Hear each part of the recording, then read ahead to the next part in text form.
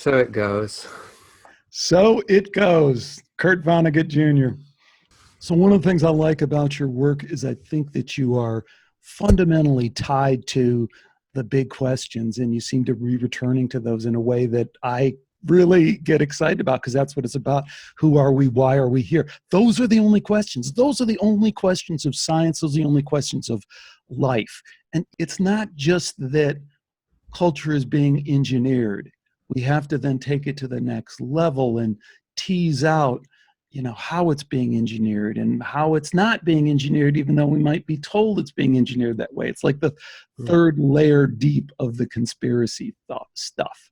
If there is this potential within us as human beings that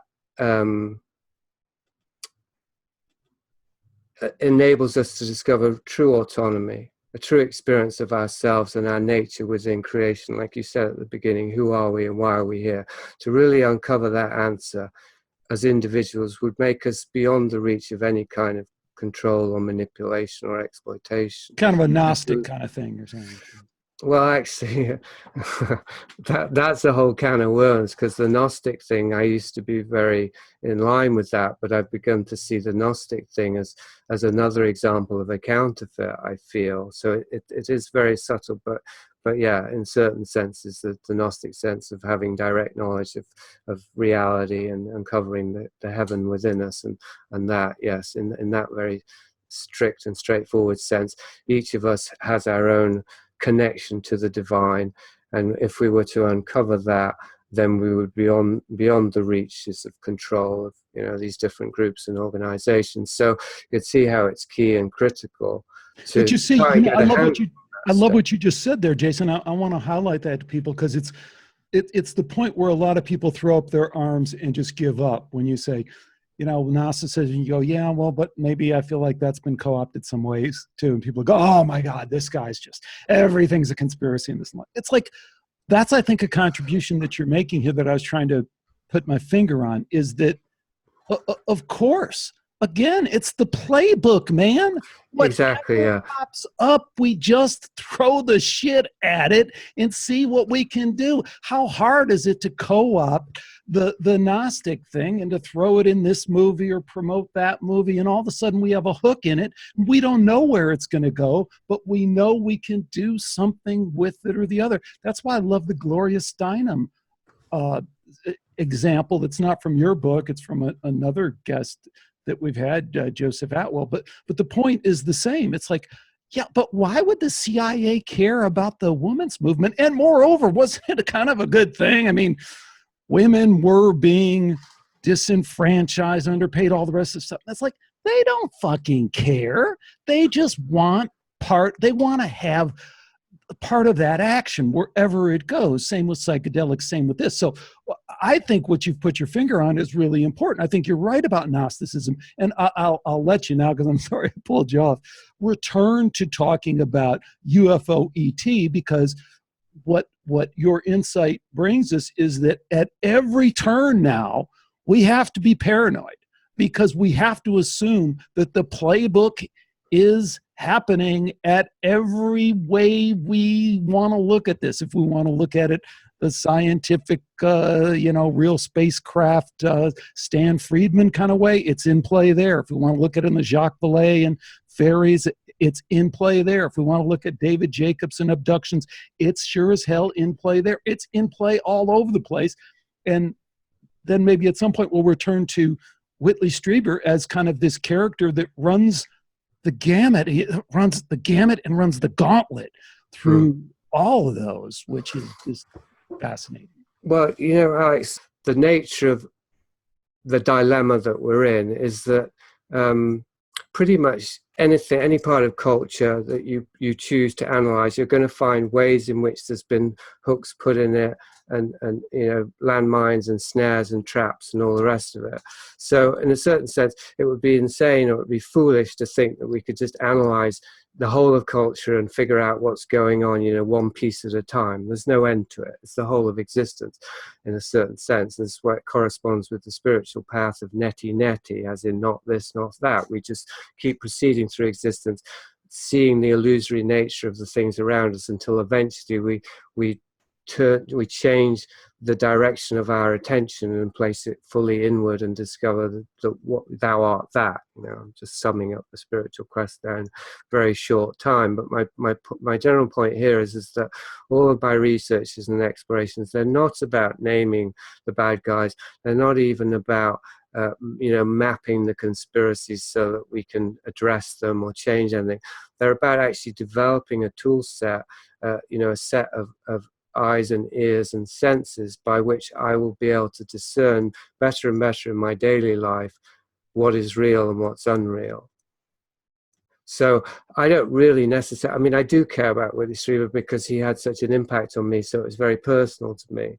Like, I felt that I was very indoctrinated with the ideology of the ET, and this is the point I wanted to get to about the way in which these things are co-opted. It's not as simple as top down or outside in, it's inside out.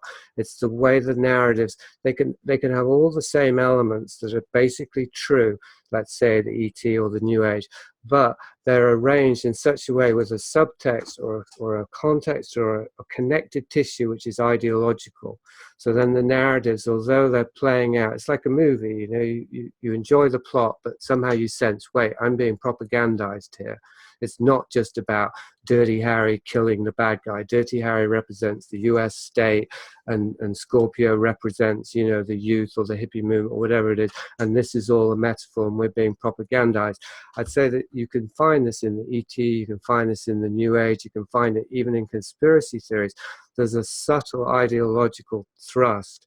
And because we've already been indoctrinated with that ideology, then the narrative with its ideological subtext interacts or gloms onto our conditioning, and we're just feeding the beast. We're just oiling the machines of our own imprisonment.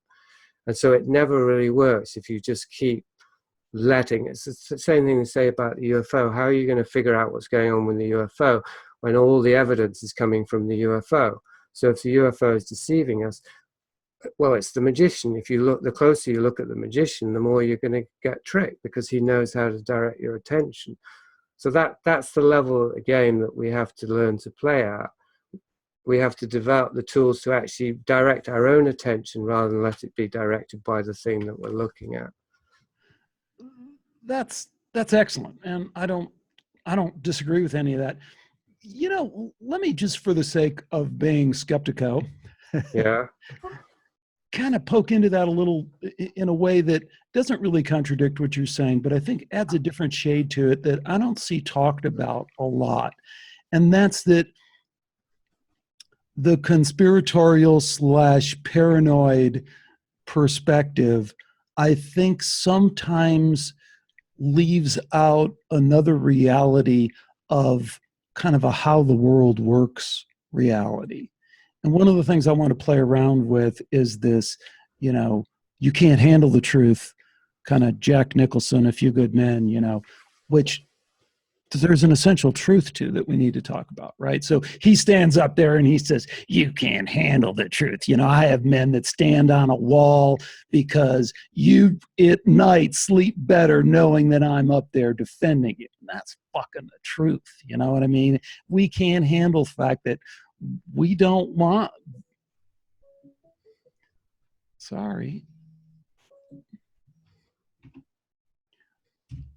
we don't want Chi-Com to roll down the streets and take stuff over, no matter what our political flavor is. But there's that side of it that I think comes into play, is that we've given up some control. We've kind of turned a blind eye because we can't handle the truth. But there's also this other part of it is, you don't deserve the truth. And what I always think about is, I did a show a while back with Jim Mars, who has left us, but was such a great, interesting guy, no matter what you thought of him. And he did so much great work on conspiracy stuff before it was even real. But we talked about Donald Rumsfeld. Y'all remember the old Donald Rumsfeld, Secretary of State, the guy who brought us Diet Coke. Aspartame was the FDA couldn't fall asleep on that and said, no, we can't let that stuff through. That's total cancerogenic crap. And Donald Rumsfeld said, hey, I know some people. You make me the CEO, I'll get that through. And he did. And he was rewarded with tens of millions of dollars. And then later he became Secretary of State. But I digress, because the real story of Donald Rumsfeld is when 9/11 happens, a year later, Donald Rumsfeld says, Building 7? What's Building 7? So it slipped past a lot of people, but I've latched on to that. That is, you don't deserve the truth. It's like, look, if you are stupid enough to believe that I don't know what Building 7 is, that I don't know a lot of shit that you don't know, if you're stupid enough to swallow my crap, then you don't even deserve. You're not even in the game. You're such a peon. That's what he's signaling. That's what he's saying. And to the people who do know, who throw up their arms in frustration, he's saying, screw you. I'm here and you're there. You're a peon. You can't touch me. I'm going to stand up here and say, Building 7? What's Building 7? All the Joe schmoes out there, all the normies that say, I don't know what Building 7 is. That's okay. I'm with them. That was a bit of a rant there, but tell me what you think about kind of deconstructing a little bit that paranoia, that justified paranoia that we all have associated with conspiracies.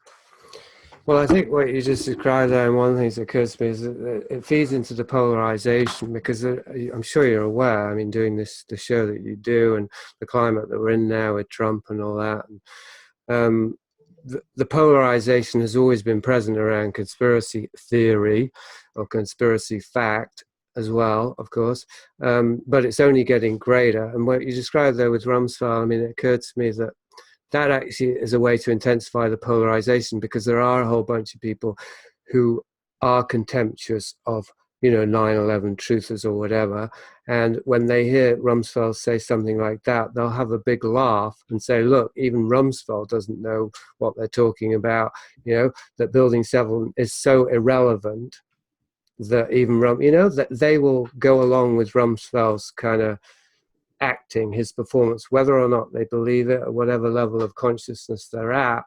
It gives the mockers and the deriders and the debunkers validation. Absolutely. While at the same time, it's obviously having the opposite effect on those who've done the research, including those who have, maybe haven't done the research but just believe it because they believe it. Like, let's not fool ourselves. There are a bunch of conspiracy theorists and different, groups and websites and the rest of it that are very, non-rigorous and well, don't get me wrong, because, and I don't want to go on and on, but my real point was that there's something beyond misinformation going on here. There's a game playing aspect to it that you're alluding to, because I think what Donald Rumsfeld is saying is fuck you. He's saying fuck you. Of course, I know what it is, and I don't. You know what? I don't need to tell you the truth. So to the idiots who just think, oh yeah, it must not be true. He's not talking to them. He's talking to the people who say, how can you possibly think you can get away with this? And he's saying, fuck yes, I'm getting away with this. Screw you. Well, I think you wouldn't want to underestimate, the levels at which someone like Rumsfeld is operating. Like, he's not just throwing things out for his own ego satisfaction or to get a dig in at people. It's all, perception management. So a comment like that would be written and scripted and acted out to have precise effects, right? Which would include the ones that you're talking about, but not be restricted to them. What was I going to say about that as well? That's a good point. So if you want to continue on that, please do, because you can't overplay that, because he's in a box too, in terms of how much he can really play the game versus how much he has to follow his script. And get out there and George Bush standing in front of the UN saying, we shall not believe in these conspiracy theories. That's signaling on all this stuff is multi-layered, but. Yeah. And I mean, your original point with the Jack Nicholson speech is that there are two different rationales these people have. One of them is noble, in quotes, if delusionally noble, as in people aren't ready to hear the truth. They need to be protected from the truth, or at least the truth needs to be protected from them. And then the other, which is not so noble, is, people are just ignorant fools. But it's similar and the same in certain ways. They can't be trusted with the truth because they don't have the discernment to know what it is, never mind to know what to do with it, right? But one has a certain psychopathic element to it that, we have to just, that word gets thrown around a lot, but we have to acknowledge that that's real. There are some people, psychologically, we can measure them and say they just do not have that sense of empathy. And in a lot of these situations, that makes them extremely powerful in terms, if you really don't care about other people, and if you really think that in this narcissistic, getting my way is all that really matters, there's a huge edge, the power that goes with that, because most of us just can't do that at the end of the day. Well, something Graham Greene wrote, which I always remember, just the English writer, he said something to the effect that those who love humanity don't give a damn about human beings. And I think that something more like that is going on with what we're often terming psychopaths, as in these very high power figures who are directing society, down all kinds of roads that seem really destructive and deceptive and all the rest of it, and exploitative. I do think, like the obvious, cliche example, Adolf Hitler, that they tend to have very lofty goals, and they tend to believe that they're pursuing some higher end, that any kind of means are justified in order to achieve it. And I think that's also inseparable from this thing of the belief that people can't handle the truth, that most people don't have the overview of the global situation that the social engineers have. And most people, because of course we've not been given the tool set, we've not been allowed to have that viewpoint. So it's a bit of a circular reasoning there. But I think that, part of the rationale behind keeping most people in the dark and manipulating them and treating them like cattle, it's a self-fulfilling rationale, let's say. And the more that people are kept in the dark, the less tools they have for understanding reality, or social reality even. I mean, just at that level, the more in the dark they're going to become, right? So it basically accelerates, it intensifies. And that intensifies also the investment that people have at an individual and a collective level of not seeing the truth. And I think this is becoming more and more observable in our society now, with the polarization around conspiracy theory, that you will encounter people, I'm sure you have often, and I do constantly, who simply want to talk about conspiracy theory as if it was one thing, and as if it was all equally dismissible. They will ignore and completely overlook the fact that some conspiracy theories are not theories at all. They're just part of history. They're just conspiracy facts.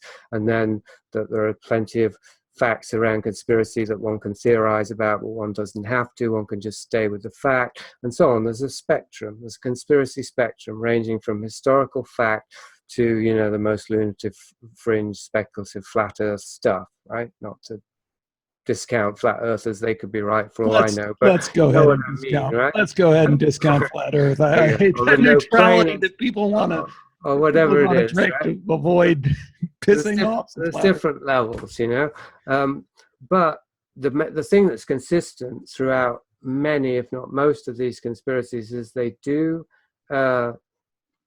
provide evidence that our leaders are not to be trusted, that our social reality is not what it appears to be, that our institutions do not have our interests at heart, that, you know, organized pedophile rings might be abusing our children if we send them off to daycare, and so on, that the food might be designed to kill us, and so on. I mean, I could go on, right, about all of it, but basically all of these things, if people start to take them on board and really think about them, they're going to become less and less secure and stable within their day-to-day lives.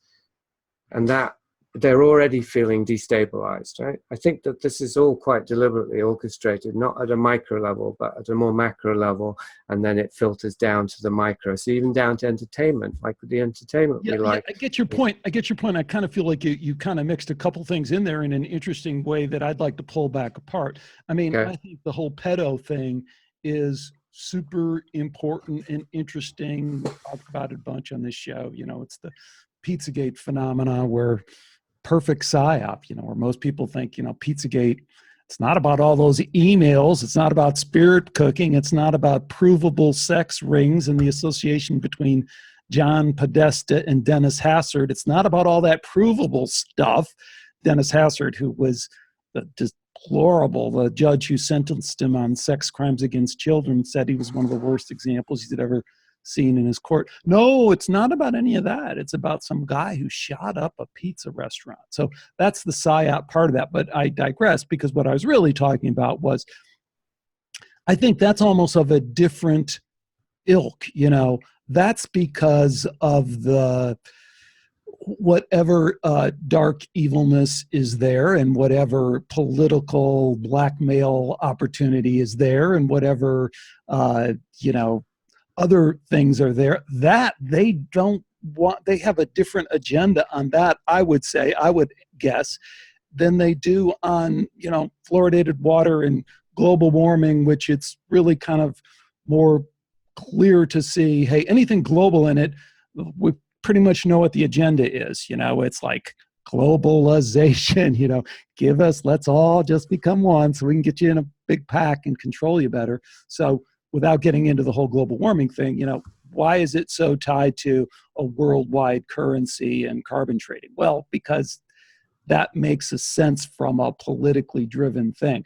I don't think there's a parallel with the pedo thing. I mean, I think that you have to look at the occult and just the nature of evil kind of thing in order to get there. And I know those lines aren't perfectly, you know, black and white, but I do think, you know, you have to kind of divide things. And that's like I'm just talking about in the, you know, the get her done, you can't handle the truth. You know, people do have a reason just to kind of get shit done. You know, I mean, somebody's got to rule the world, or someone else will rule the world. And if we were faced with the options that some of those people face, we would probably make the same decisions.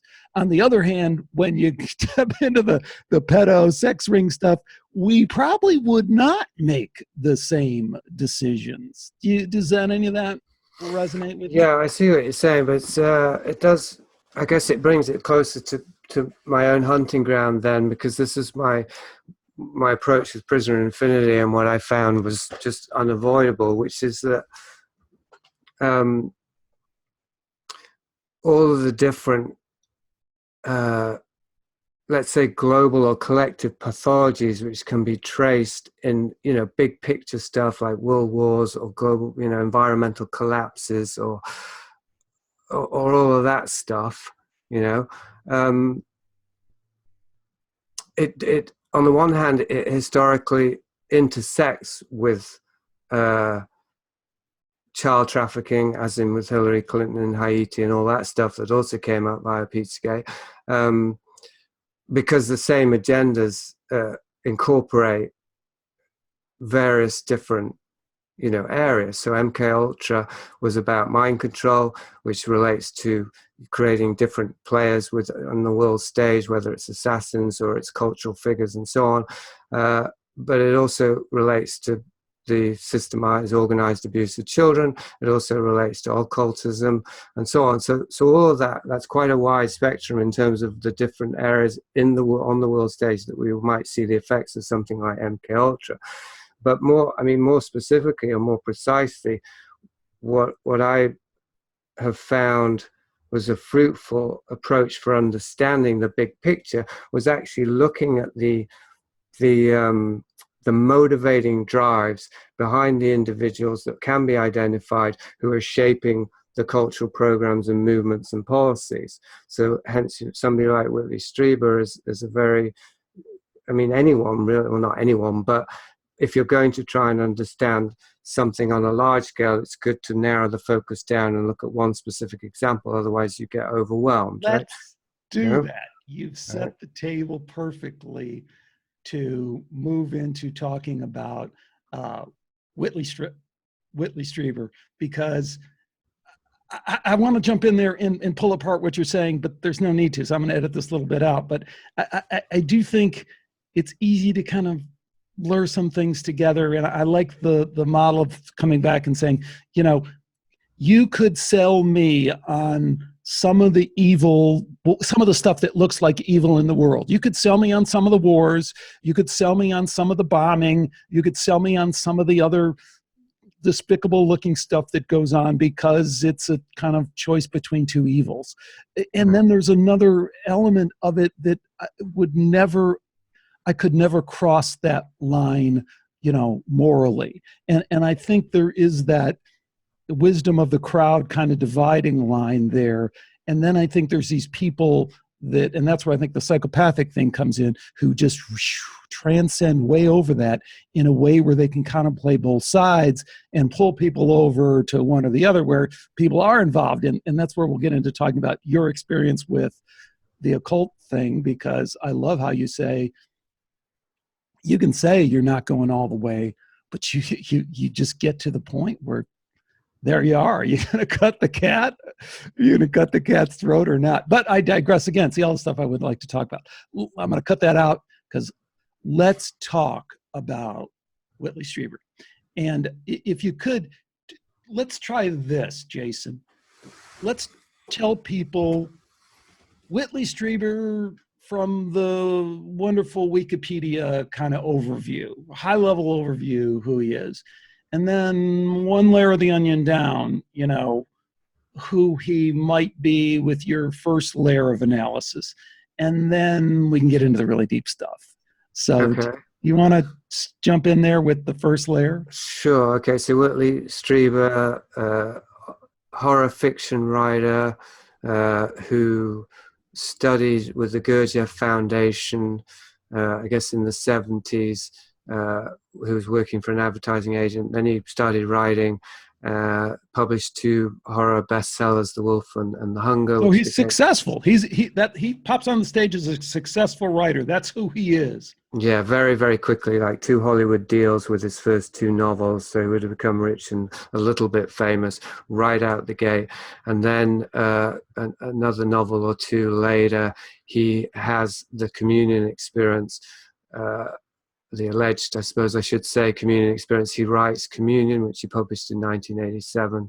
That was a big success too, like $1 million advance on that. And that was the beginning of his career as Whitley Strieber, as he is known today, the host of Dreamland. So before we leave that, I mean, Communion, I mean, this is a huge event. I mean, let's remember, you know, remind people and remind each other.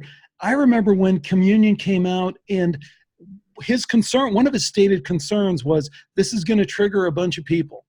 It's going to cause memories of their own abduction thing. And, you know, we're setting up a whole network because this whole thing is going to happen. And do you remember that whole thing? I mean, Communion was a social movement as much as it was a book, because it was about ET contact being real, being suppressed in people's memories, and that this book was going to bring those to the surface. And it did. Yeah. And it did, absolutely, yeah. And I mean, it was, the ground had been tilled, if you like, before that for a few years with Bud Hopkins, because he's written at least 1 book.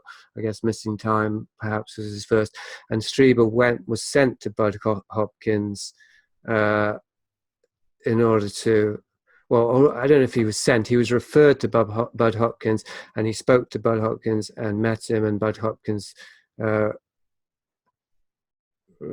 hypnotized him. I mean, he did at least one hypnotic session with Bud Hopkins, because there are recordings. So anyway, Aren't those regression sessions? And I yeah, learned this through you, that the yeah. regression sessions are available on Whitley's website, which I think is incredibly open on his part. I think so too, and this is something to Strieber's credit, and I think it really strengthens the case for him really being an honest and sincere person so far as he's capable. And I have to add that proviso at the end, because I think that one of the things I discovered looking at Willie Strieber, and now we get into the second level, is how many contradictions there are in his writings. I mean, they just became overwhelming after a certain point. They began just to be, philosophical contradictions, as in he would have a positive point of view and then a negative, but then they became actual factual contradictions and so on. So let's jump in there and just do a little bit of a backfill there, because you are getting into some fantastically provocative, interesting stuff that's in the book Prisoner of Infinity. But that's that. So this communion cultural movement happens, and him and Bud Hopkins say it's okay to come out and talk about your abduction experience, and don't worry, we're here for you. And it's like this major thing, and thousands of people are having this. And he's then saying that, the implication is ET is here. ET has something going on there, whether it's transmutation of the species, whatever, we don't know. But this is 1990. That's a long time ago. And Yeah. days at it. And at some point, he becomes somewhat of a joke. I mean, because he gets, for whatever reason, I'd love to get your opinion on that, the kind of, the meme shifts, and it's like, no, he's crazy. He's kind of an outsider. He's not part of the gang. And what's he doing? And even the UFO community is like, who is this guy? What's he about? And then he shifts again, and he says, you know what? It wasn't an abduction experience. It was a contact experience. And then he shifts again and says, no, it was a spiritual experience, and I don't even think they were aliens. So he's kind of gone through this very public journey of soul searching, and he is this kind of broken guy. Like you mentioned, when you hear him talk, and maybe we'll play a clip in a minute, it's hard not to, just kind of like feel that this guy is in such pain, So that I wanted to add to the bio, and now jump back in there with what led you to say, well, okay, on all that, but there might be a whole different angle to it. Yeah, well, he's been at it for a very long time. And to be fair to Strieber, I mean, that spectrum or that gamut that you described, it is mostly in communion itself. And as in, he's looking at it from all these different angles. And he's never actually said they were ETs, and he's more pulled the other way and, tried to make out that this is an unknown and we need to keep it as an unknown. So, but there's a contradiction in that also, as I pointed out in Beyond the Communion Enigma. He has a whole chapter about, if this were an ET presence, then let's look at it through that lens. And so he's sort of straddled this fence of wanting to constantly be insisting that this remain in question, while at the same time, I would say, more subtly pushing for a narrative that contradicts the very thing that he's saying. The rest of the time, he's also said that his worst fear is that some sort of religion would grow up around what he's doing, but at the same time, it's as though he's unconsciously actually encouraging that.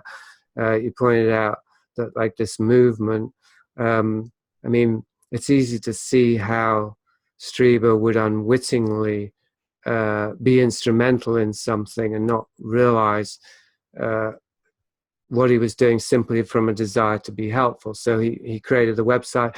Many other people were having experiences that somehow seemed similar. Like you said, they were triggered by the book, particularly the image on the cover, which he's since removed from the cover in more recent edition. They would write to Strieber. They would then come to his website, unknowncountry.com. There was a forum there. I've spoken to at least one person who was at that forum, who eventually got kicked off the forum when she began talking about MK Ultra and her belief that she was being mind controlled. She was systematically or summarily banned from the website for talking about that. And yet, at the same time, Strieber himself has more and more, he's revealed more and more about his experiences as a child, being experimented on, being tortured, being abused, entering into dissociative states, encountering the visitors as a child, thereby acknowledging. Full stop. Explain to people that whole thing, because I heard it, I had to hear it a couple times before I was really able to take it in. He's saying what happened to him at a very, very young age. He's saying that, yeah, the Randolph Air Base, his father, I know it's hard to keep track of all the different variables in Strieber's story, but I know the Strieber family are a high-level family in San Antonio, his Texas. Uncle was at Roswell. I mean, yeah, that's right. That was the thing I was trying to remember. Too freaky, in that it fits all these stories we hear about these military families that then they show up, but you know, his thing as a kid is just freaking unbelievable. Tell that story. Yeah, and I actually why he thinks it's true. I found a video more recently about, it's just a news clip from, I guess, the 60s or something. It's black and white, about MK Ultra experiments on adolescents in San Antonio, Texas, which is really, really very striking to me, because it actually places the MK Ultra program right at the time and place of Strieber's memories, even though he disassociates them from MK Ultra for no good reason I can think of. But anyway, so his father agreed that Strieber, as a child, age 7, I believe, would be inducted into this military program, which was run by a German that Strieber remembers as Dr. Anthony Kraus. I think it was Dr. Kraus anyway. And it's actually this other guy, I think, what's his name? Herbertus Strughold? No, that one, I mean, he could be linked to Strieber, but that's not the one that Strieber names, because, yeah, that was actually the first I've heard of this guy. Strieber's memories are nothing if not fragmented and chaotic around everything, really. But that would be consistent with someone who's MK Ultra to the point where they're traumatized to, you know, the one thing that got me about the Randolph thing is that Whitley, and again, he seems like such a broke. I'm not trying to put the guy down. I think he's awesome for being this open. I could never imagine being as open as he is. And that's, I guess, part of the reason I feel like it's kind of okay to talk about him in this way, because he's kind of throwing this out there and saying, help me kind of sort through this. But you know, he recounts that one of the reasons he believes this so strongly is that he had a friend who was approached as well through his parents. So he has a friend who's also 9 years old, and the military guys, the Air Force guys, show up and they talk to the parents and they go, wow, your boy is a special boy and we have a program for him. Only the dad was kind of sharp enough to kind of ask some questions, and at some point the guy said, yeah, and there's the Skinner box and this and that, you know, BF Skinner, we're going to put him like a rat. And they said, no, I don't think this is for our special kid. And I think that this fits in with Strieber's story, because he said, you know, he doesn't blame his parents, which is also kind of interesting to kind of, when you look back on this, why wouldn't you blame your parents more? But anyways, you know, he was dressed up in his Sunday best, waiting for these guys to come pick him up for his special program. But then when he gets there, he sees these kids who are locked in cages and says, that's what happens to kids who tell their parents what goes on here. And then he's subjected to this horror. Yeah. So, and Strieber's, the way that he has interpreted these experiences is the way that Jeffrey Kripal picked it up for his traumatic secret piece, which kickstarted Prisoner Infinity, which is that through the trauma, the intense distress of being subjected to these brutalities at the hands of the government, how does he describe it? His mirror of expectation was shattered, and he began to perceive other realities outside or beyond this one, and that allowed the visitors to gain access to his reality, and somehow the visitors, intervened and rescued him. But what's interesting, and I think of key significance in that interpretation, is that Strieber never addresses the question of, because he claims to be an alien abductee, and abduction is a physical event, supposedly. So, but he never addresses the question as whether, as a child in that Skinner box being tormented, for whatever purposes, whether he was physically taken out by the visitors. The assumption being he wasn't, because you'd think you would make a point of saying that, because it would be so remarkable if he was actually physically rescued by non-human beings from the hands of government torturers. Obviously, that's a significant development. He doesn't address the question at all. Therefore, I think one can only assume that he's not talking about a physical intervention, but a psychic one. That while his body was being traumatized, he was able to disembody or exteriorize or dissociate and enter into this other realm where he encountered these beings that he later identified as the author of communion, as the visitors who he's been presenting to the world ever since, as in the various different ways that he's been presenting. So I think that, this is my key question with Prisoner of Infinity, because I don't feel that I, or maybe anyone, is equipped to address the question of how real are the visitors, because that's just such, that's like asking how real is God. It's just beyond the scope of what I could study anyway. So I was just looking at Strieber's own testimony, and so then the question becomes a much subtler question, relating to, to what extent is his experience of these visitors and his interpretation of the experience a compensatory dissociative strategy of a traumatized psyche that is generating a reality that's part fantasy, part reality, in order to escape an unbearable reality. And there might be a lot of overlap with those two things that you said. One thing that I'd love to get your comment on that just floored me in listening to this most recent interview with Whitley on Greg Carlwood's excellent show, The Higher Side Chats. And he goes, at the end of the day, this is much, much stranger than we could possibly imagine. And again, it's one of those things that's just like a throwaway line, but the way that he said it, it just struck me at a level of maybe it is at that level of impossible to understand no matter which way we approach it.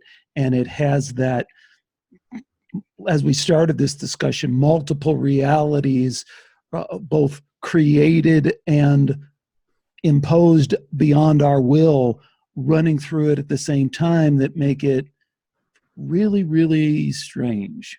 Mm-hmm.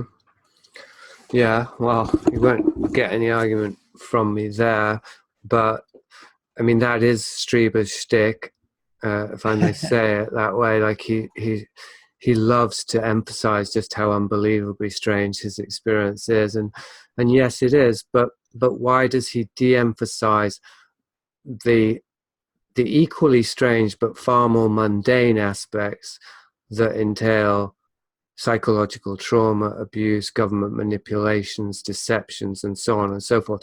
That's all I'm interested in doing. I'm not interested in trying to discredit or debunk his version of it. I'm simply interested in adding, returning the the ignored elements, the elements that have been kept out of the narrative because they undermine the narrative that Strieber's presenting.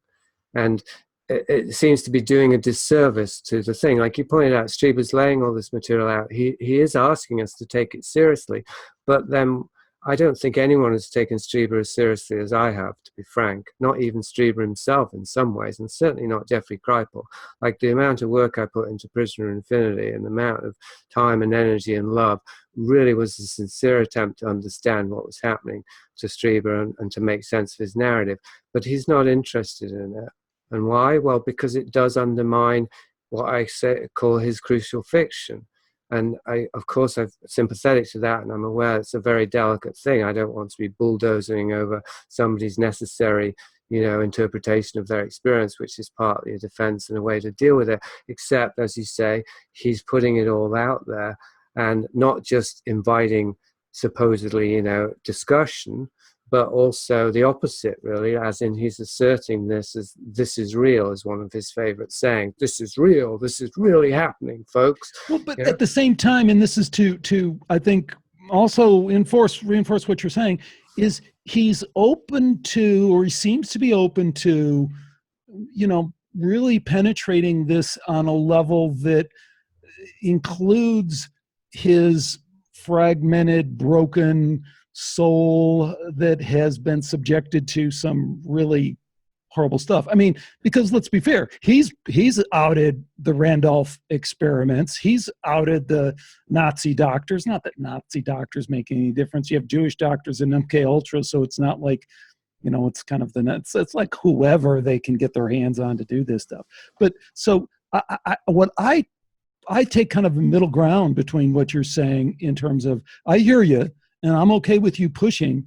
And I'm also, you used a turn of phrase a minute ago and I can't recall what it is, but it's as much as he's able to, I get the sense of not a guy who's intentionally trying to mislead me in Strieber, but in a guy who, because maybe that's how they've, got him right now, he can't really seem to go some places that to the rest of us, after reading your book, say, why can't you go there? Why can't you go to 1968? Why can't you go to London and San Antonio and Austin and all those places? Why? It's just your timeline. Why can't you go there? Yeah, and it's not a rhetorical question, is it? It's a real question. Why can't Strieber go there, honestly? And the answer is what I'm exploring. There are areas of his experiences, as there are for all of us, that are too threatening because we've created a narrative to deal with reality that prevents us from seeing reality as it is, and certain anomalous elements have had to be kept out of the picture because the narrative breaks down if we allow them into it. So that was what I undertook with Prisoner of Infinity, was let's look at Strieber's narrative, let's reintroduce the elements or re-emphasize the elements that he himself has acknowledged but has de-emphasized and actually rendered irrelevant, when I would say, as is very often the case you'll find in psychotherapy, the very elements that people have de-emphasized are actually the key ones. It's the parts that people don't want to see that really reveal the most. So it's like he's created this big light show with the visitors and the zombies and the dead, communications from the dead, and all this psychic paranormal phenomena, which, by the way, I don't think is necessarily unreal at all. But I think that the context in which Strieber or whoever is having these experiences is as important as the experiences themselves, because once again, that would determine how wholesome, how healthy, how integrated they are as experiences, as compared to how compensatory they are as like real hallucinations, let's say, or fantasies with a pH, as in the human psyche is very powerful to generate experiences, stigmata. Those experiences are real, but that doesn't mean the person actually is channeling Christ or connecting to Christ. They might be, their religious upbringing might have imprinted them so severely that they have this pathology that can manifest in physical symptoms. And I think, to bring it back to how we started this conversation, if I can, that this is something that can be also observed on a collective scale. If you traumatize a society, while at the same time preparing for them fantasy or escapist or compensatory narratives that they can then escape into, then you will be able to actually, as it were, mine the psychic energy of a whole collective to inform those narratives, because they will want so badly to believe in them. So those two things work together. You've got this very stark and brutal reality, of organized malevolence, and you have a people who's traumatized by it, who's dimly aware of it, and then you have these fantasy narratives which are based in true spiritual reality, therefore they have substance to them, but they've been cynically created and co-opted to provide escapes for the very same collective that's being traumatized. They will flee into them, and they will animate them. They will make them real. And I think that we're seeing something like that on a collective scale, and it's really massive and quite overwhelming in its scope. But on the other hand, what I found with Prisoner of Infinity, as I said earlier, we don't have to figure out what's going on in the world and understand the whole big picture, because we never can. We only have to address our own, the ways in which we've been unmoored from the ground of our own soul and our own being, and been lured into these counterfeit spiritual or scientific or religious or magical or whatever, or artistic narratives, and just withdraw little by little from them, because however close they approximate the real, they're not, because they were made by someone else. Okay, excellent. One more to throw on the table with Whitley, and then we'll wrap up this conversation. I'm going at it for an hour and a half. Okay. And this is a tough one. I don't know what to make of it, and I'm challenged because it does enter the more materialistic scientific realm of extended consciousness, if you get my point. I mean, I think that's a real critical part that we both come together on, is that part of what we're seeing here from a deep state shadow government kind of thing is these guys wanted to figure this extended consciousness stuff out, and they were going to plow into it. So, remote viewing and MK Ultra are, some would argue, and I would, that part of it was the experience of encountering ET and encountering their ability to manipulate extended consciousness, and them saying, okay, this is the next frontier that we have to look at too, because we can't be caught, on our feet with this. Here's the point, though. Here's the Whitley story that just scares the living crap out of anyone who hears it, which Whitley is great at. But at the same time, I get the sense with this openness, this kind of unbelievable vulnerability that he shows, that he's telling the truth. And that's that he says that he's come to believe that these Nazi scientists who ran these horrible brutally, these horrible experiments on children, that what they were trying to do was crack into this other realm in the same way that these Nazis had cracked into accidentally in the gas chambers of Auschwitz. And he says that these guys, they counted the children and the adults too, but they counted the people that went into the gas chambers, and they carefully counted the people that came out. And every once in a while, the counts did not match. And Whitley believes that if people are traumatized enough, but especially children, they can not only disassociate in the ways that we've come to understand can kind of crush a soul, but they may actually be able to shift into another dimension, another realm that puts them in contact with not only ET, but maybe a bunch of other stuff. And he speculates that perhaps that was one of the goals of this project, was to recreate that. What do you make of that? It just seems very highly speculative. And again, it's interesting that he didn't refer to his own experience there, because was he one of those? Did he enter another dimension, or did he not? And as I say, that ought to be a very pressing central question for Strieber himself, if he doesn't know it, and for his audience, if he does. So, but on the other hand, he's speculating about this that supposedly went on in Nazi concentration camps. Well, how does he know this? What's his source?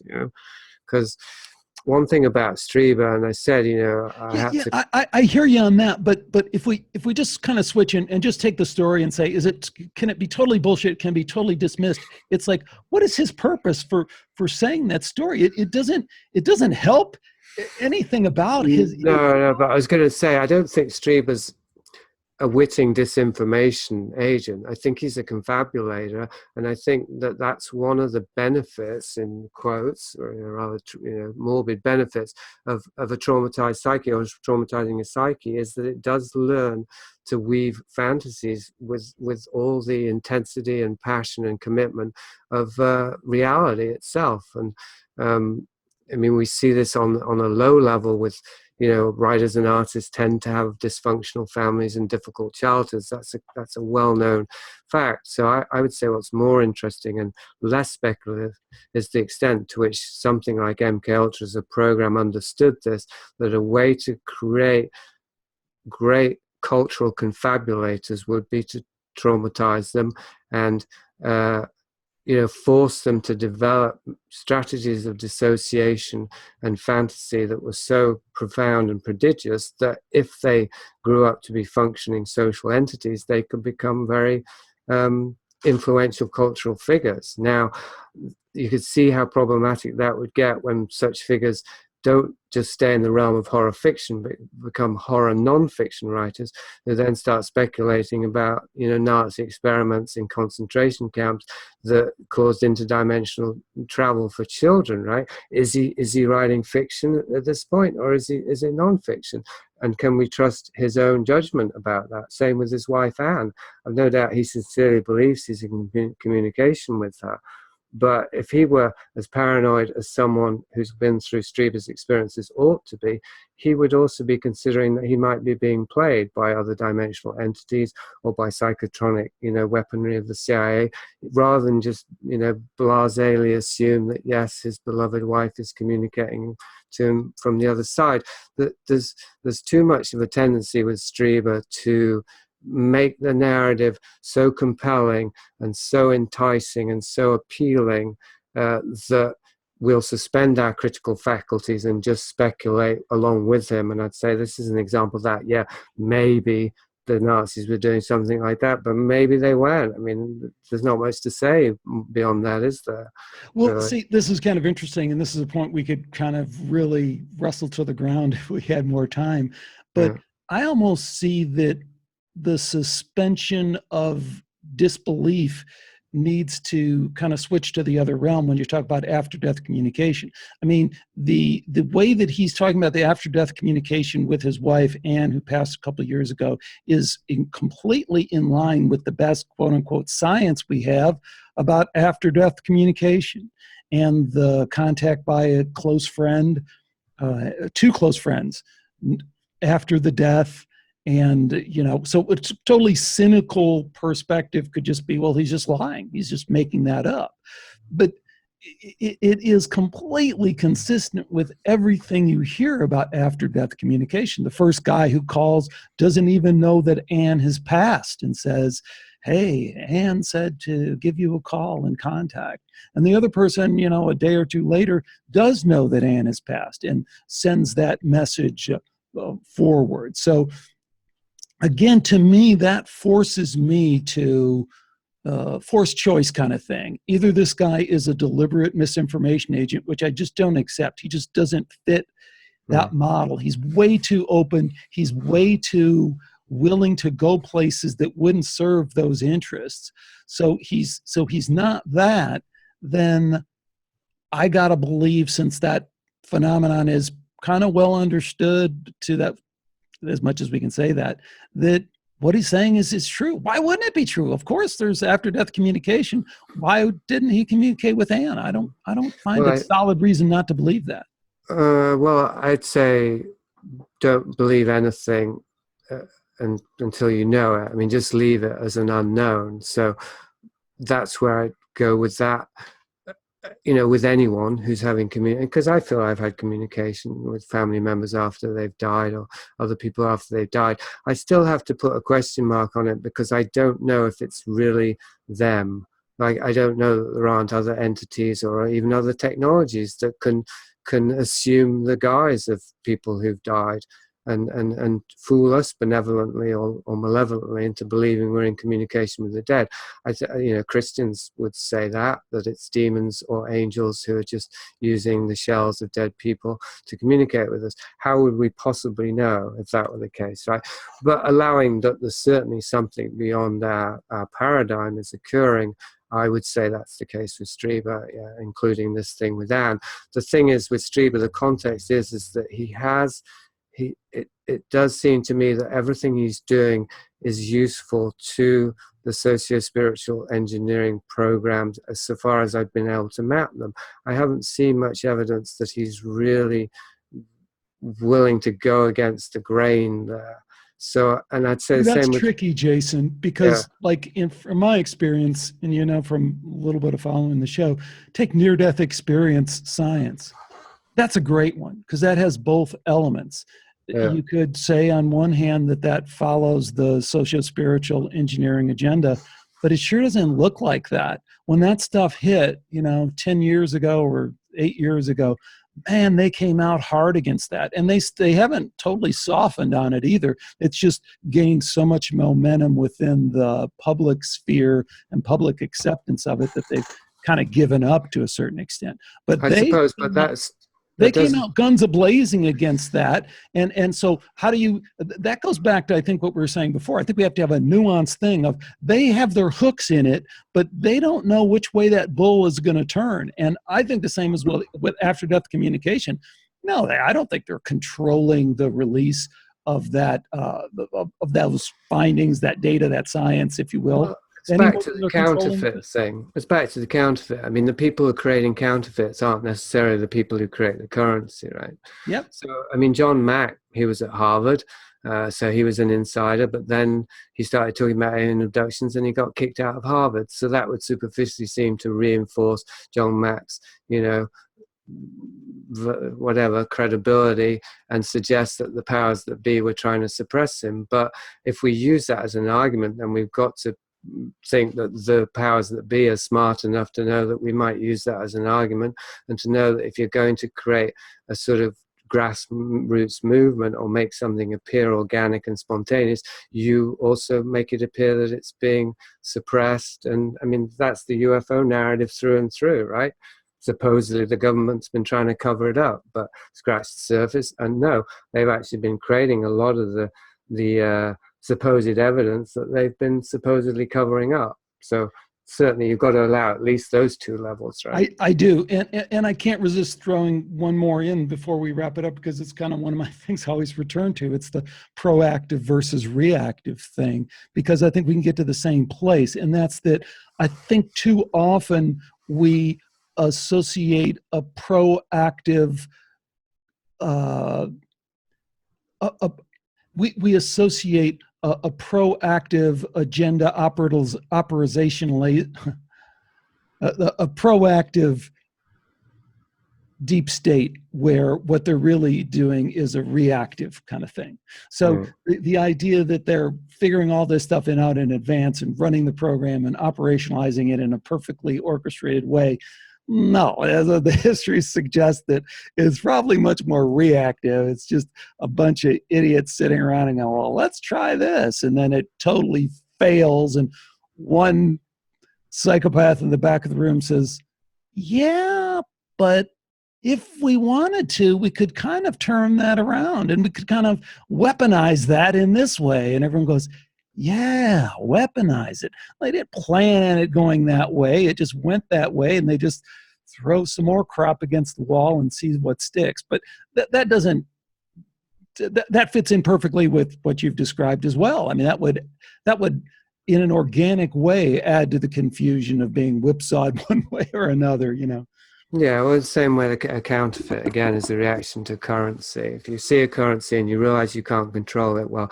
create a counterfeit, because you will be able to control that.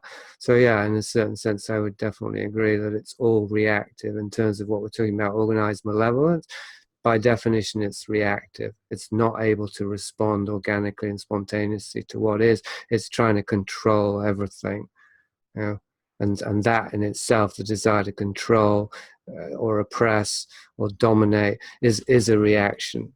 It's like a fear response to something that is overwhelming. So yeah, if we want to sort of end on a meta note, then yeah, all of these machinations are sourced in, I would say, an eventually futile and inevitably futile reactive response to something that can't be comprehended by the human mind or the human ego. It's just beyond our comprehension.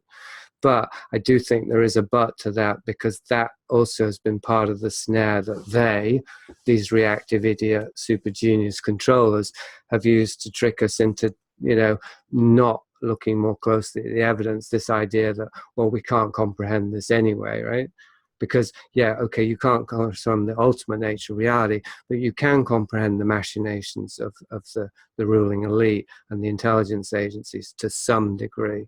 And so that's what I attempted with Street. But there's an awful lot in his narrative that actually can be flattened out and unpacked and explained in very mundane terms. Now, what's left at the end of that, well, that is truly anomalous. Excellent. Our guest again has been Jasun Horsley. You're definitely going to want to check out this book we've been referencing, Prisoner of the Infinity. And of course, check out his website, autoculture.com. A lot of great stuff on there. You'll just dive deep in so many areas you probably won't be able to dig yourself out for a couple days. Jasun, it's been great having you on the show. I look forward to following your work and maybe doing this again someday. Well, thanks, Alex. I'm glad that we finally had this conversation.